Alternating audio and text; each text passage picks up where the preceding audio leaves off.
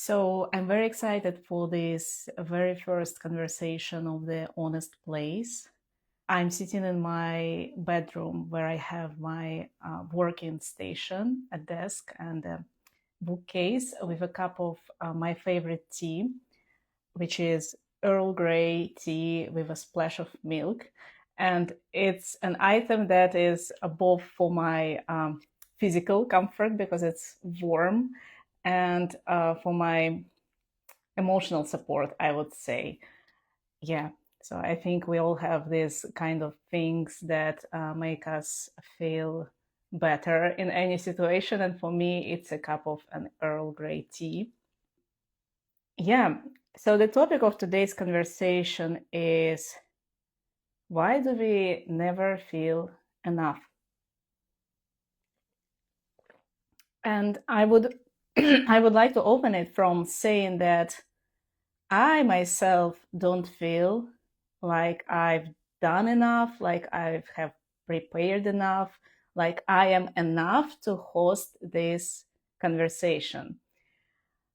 Um, yeah, it's a very real battle inside me right now. Like one voice is saying that um, we really need these places to have this sort of conversations. It's very important. It's something that a lot of people carry inside all the time and battle inside all the time. And the other voice from the other side is saying to me, who do you think you are to host this conversation? Uh, have you done any research? Are you a psychiatrist? Why you are hosting this conversation? So ultimately, what I'm doing right now is I'm showing up to host this conversation despite this internal battle that is happening to me as I speak. And this topic of not being enough was the very first thing that came to my mind when I decided to start this series of conversations because it's present in my life all the time. Like every single day, I wouldn't say that at any given moment, but I would say several times every hour, I feel like I'm not doing enough in different areas of my life. It is related to parenting, motherhood, to my work, to being a good enough citizen, literally whatever you can think about. I can tell you like dozens of reasons why I'm not enough and I'm not doing enough in this particular area. And as I didn't feel like I'm enough to host this conversation today, what I also did is I decided to prepare at least a little bit. And I read a book that was already on my reading list, which is a book by Brené Brown, and it's called The Gifts of Imperfection. So if you don't know Brené Brown, she's great. She's a researcher from the University of Texas. I believe I'm saying the name of the university right, because I also have a fear of not naming the places or people's names the right way. And she initially studied shame, and specifically shame in women. All of her research was focused on that. But today she is a best-selling author. She wrote, I believe, around 8 books. And she's pretty mainstream when it comes to leadership, vulnerability, courage, bravery. So this book was great. And I want to read one piece that stood out for me to open up today's conversation.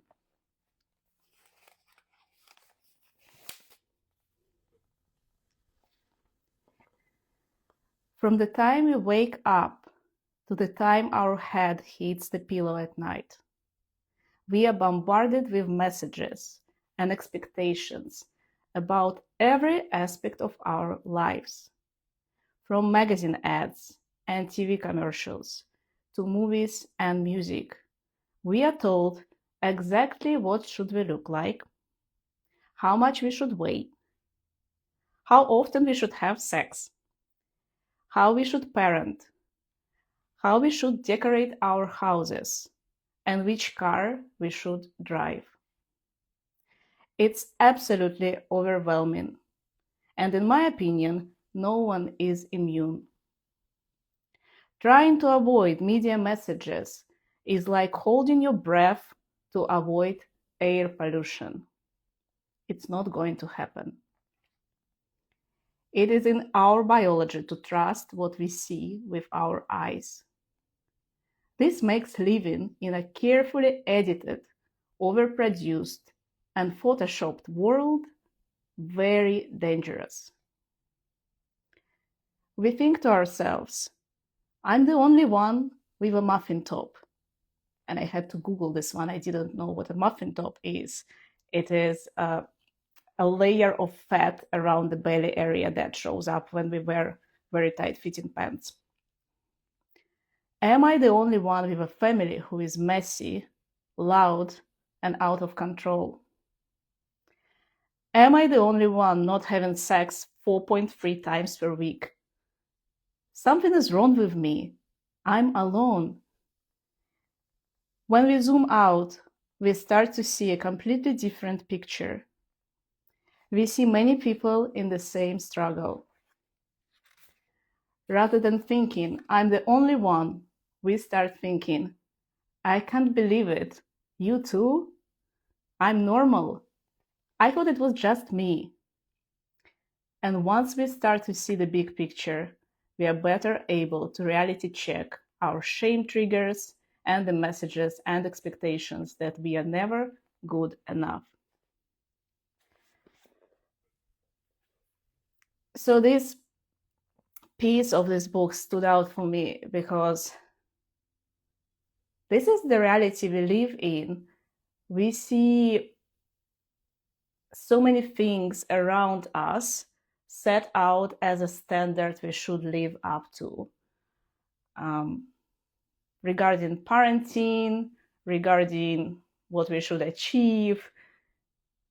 If you open your social media feed, like these days, if I open my Instagram explore, I would see a ton of videos of people who applied to colleges who are checking out their results, and entire families sitting around and like cheering up, yeah, you got into Harvard, you got into Stanford. And that sets an expectation, and I'm feeling like I'm not enough.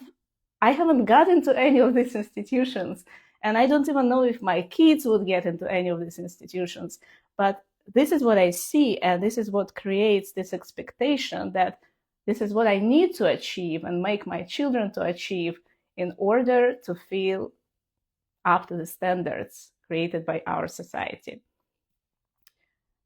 In motherhood, there are way too many things. This is probably the hardest area for me as a woman and as a parent to live up to. I'm feeling like I'm not spending enough time with my children.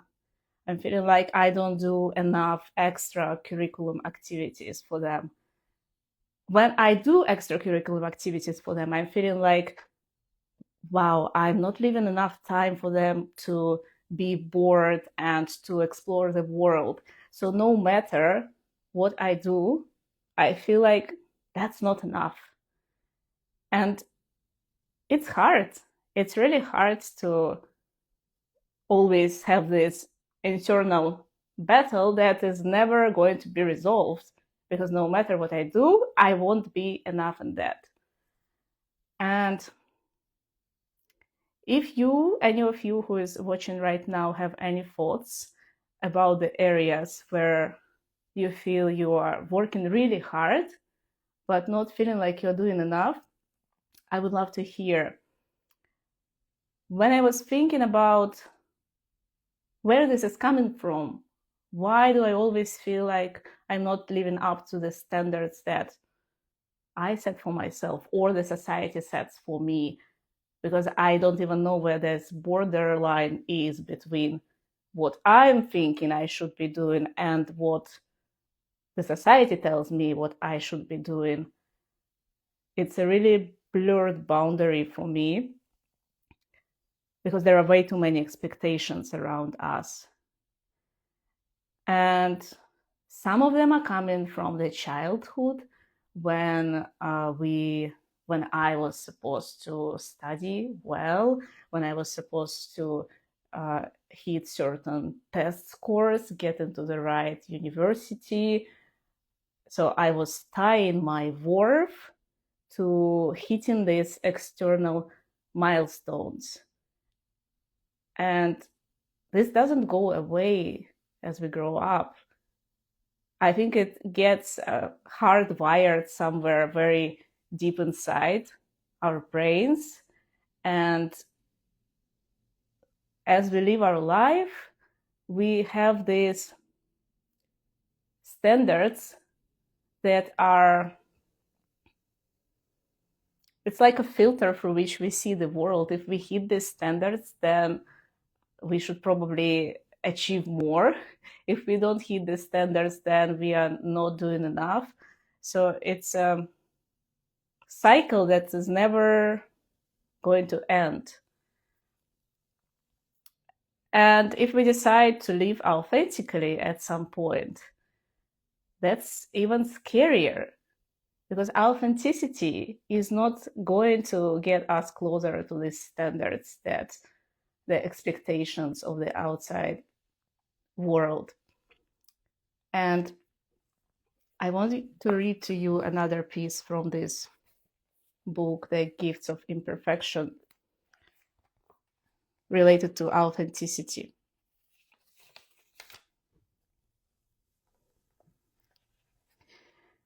Practicing authenticity can feel like a daunting choice.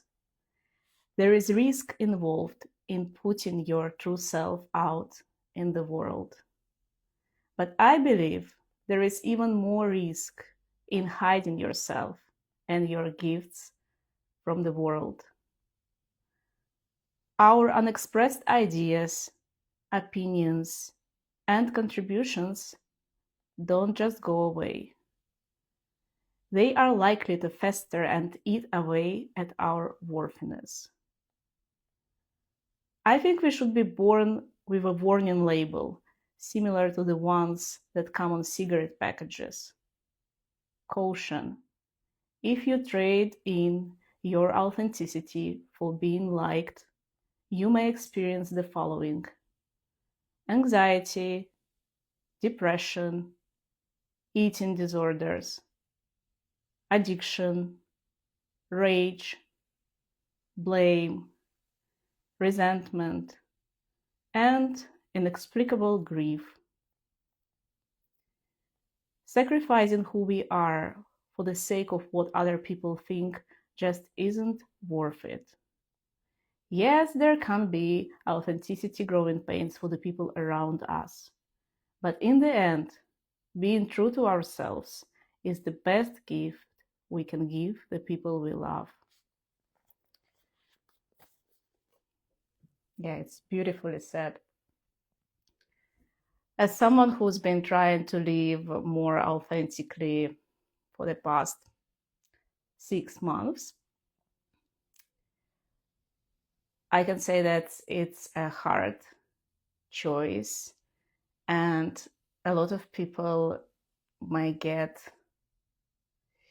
not accept what you are trying to do as your authentic self. Some people might get pissed off, but it's a part of being true to yourself, understanding what your gifts are, what your desires are, and not trading them in to being liked. That's a really hard thing to do. Yeah, I've been practicing it for several months because it sounds terrible, but for 34 years of my life, I was trying to be liked by everyone. And when I say everyone, I mean everyone. In social circles, I was always trying to guess what is expected of me here. What does this group of people want to see? How do they want me to show up? And then try to comply with the picture that I was thinking I need to present as a mother, in the school community, as a founder, as a friend. So in the end, who I ended up being is a chameleon who was always adjusting herself to fit a particular role she was playing. And it's a terrible thing to do to yourself. So it resulted in a total breakdown for me. I had a triggering experience that led to this breakdown, where I thought I'm playing a perfect role and doing my job as good as I can, and then I still was rejected from the place where I wanted to be accepted. And ultimately, you won't get anywhere rather than in a breakdown place if you are trying to comply with the standards set out to yourself by the world around you. Yeah, I'm speaking from experience. Yeah, but it doesn't mean that it's easy to do. It's not easy to listen to yourself, understand what is aligned with where do you want to be, with how do you want to live, and just go out there and do it. So for me, these conversations, the honest place, is one of these areas that feel incredibly well aligned with what I want to bring to the world. I want us to have real conversations about real struggles that each one of us are facing and dealing with. I feel we don't have nearly enough these conversations anywhere, literally anywhere.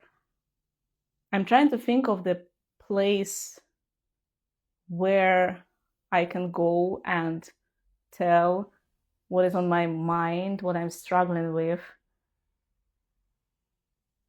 and feel like I can say what is true for me. But this is what I believe we all need. I desperately need these places where I can just say what's on my mind. Yes, I know I can go to a therapist. That's always an option. I can upload whatever is in my head there and get support. But as a community, as people who exist in the same, who lives on the same planet, who lives on the same in the same city, in the same community, we need a place for these conversations.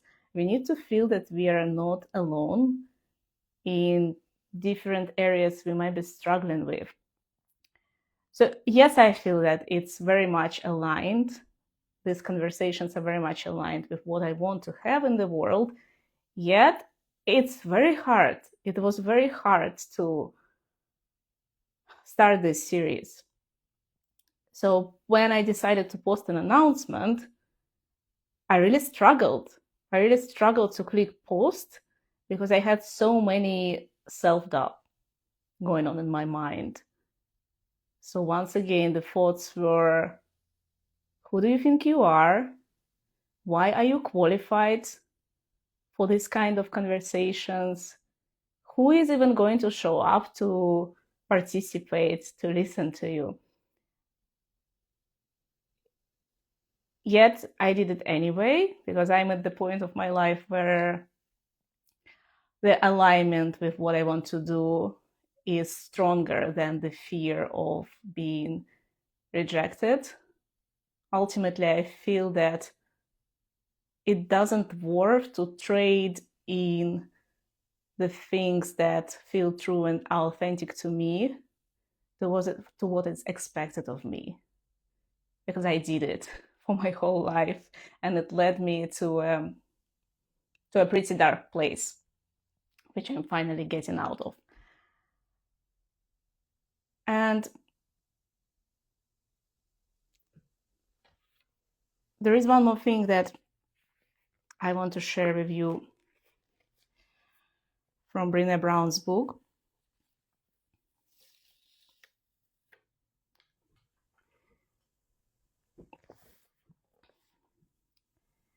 Revolution might sound a little dramatic, but in this world, choosing authenticity and worthiness is an absolute act of resistance.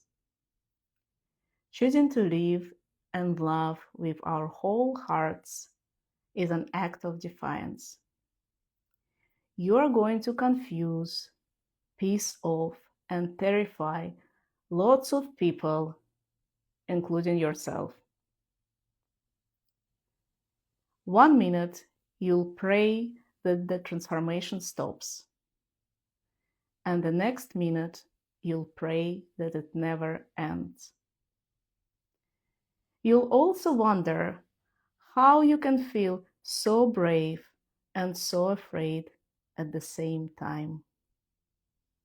At least that's how I feel most of the time. Brave, afraid, and very, very alive.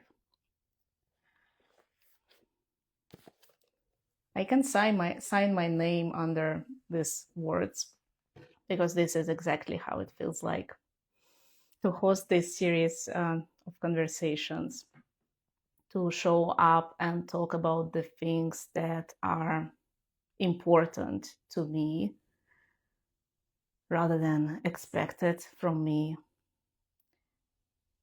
It takes a lot of bravery.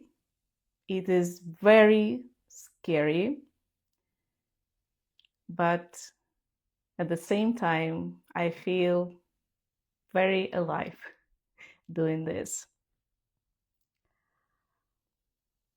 Yeah, and I don't know where these conversations will go, if anyone would ever participate in them, but my goal is to create a space for them. So hopefully, one other person or two people or a few people would feel less alone in what they are going through, would feel seen, and maybe will leave with some thoughts reflecting how this feeling of not being enough have been showing up for them.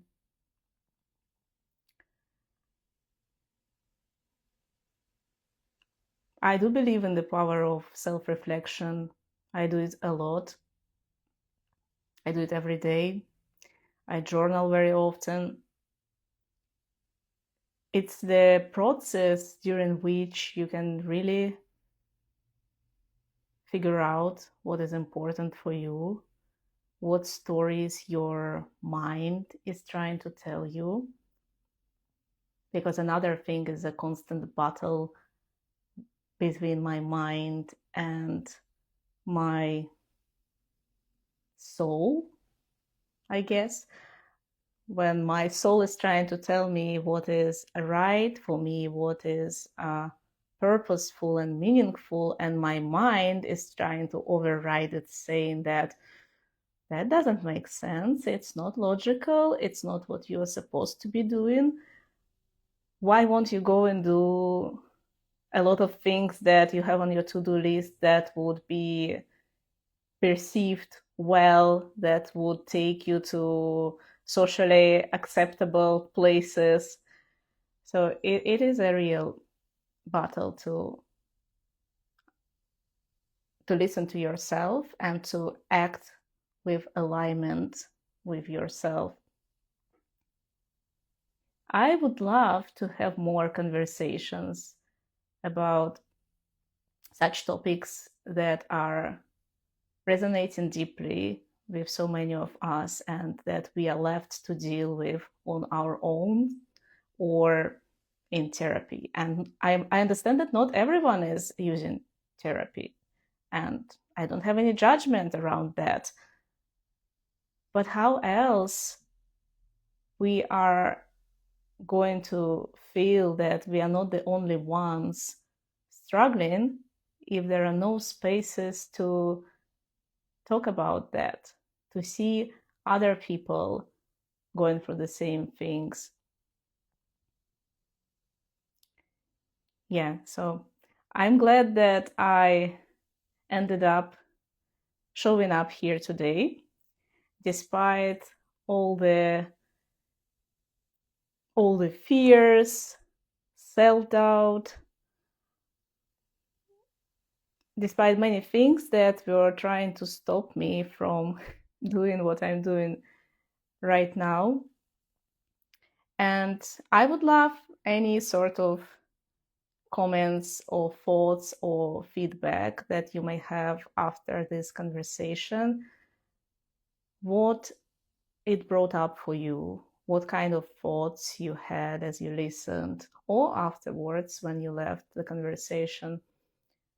Maybe something became clear for you, or maybe there is a topic that you would like to get discussed more openly. I have a long list of my own topics that I will continue bringing in, but if I see that there is something alive for any of you, I'm very happy to create a space for this conversation. I want to close this with sharing a few, let's call it prompts with you, journaling prompts, or just a question that you may think about today while you are like driving home, taking a walk in the evening, or whenever it is convenient. So the first question is, I want you to think, where does not feeling like you are enough showing up for you the most in your life right now? So where not feeling like enough is showing up for you the most right now? The second question is, whose voice does it sound like? I do feel myself that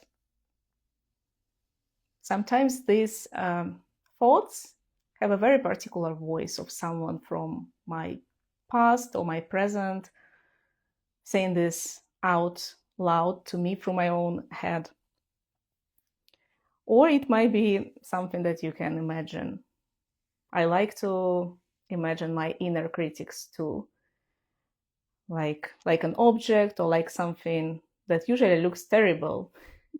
Like I don't know, last time I think it was a dried up stick of wood standing alone in the desert and saying to me that I'm not enough or I'm too much. But it really helps to imagine these things and realize that this thing or this person shouldn't have any power over me and what I do. And what does this voice make you do that you may not do otherwise? Yeah, that's my suggestion and my offer to you today, to think about these 3 questions and see what comes up for you. And I'm very happy to hear from you. If you decide to share, it would be very meaningful. And I think I will wrap it up here. So I showed up today while not feeling like I'm enough to host this. I celebrate myself right now. I'm going to go and make myself another cup of my favorite tea to celebrate.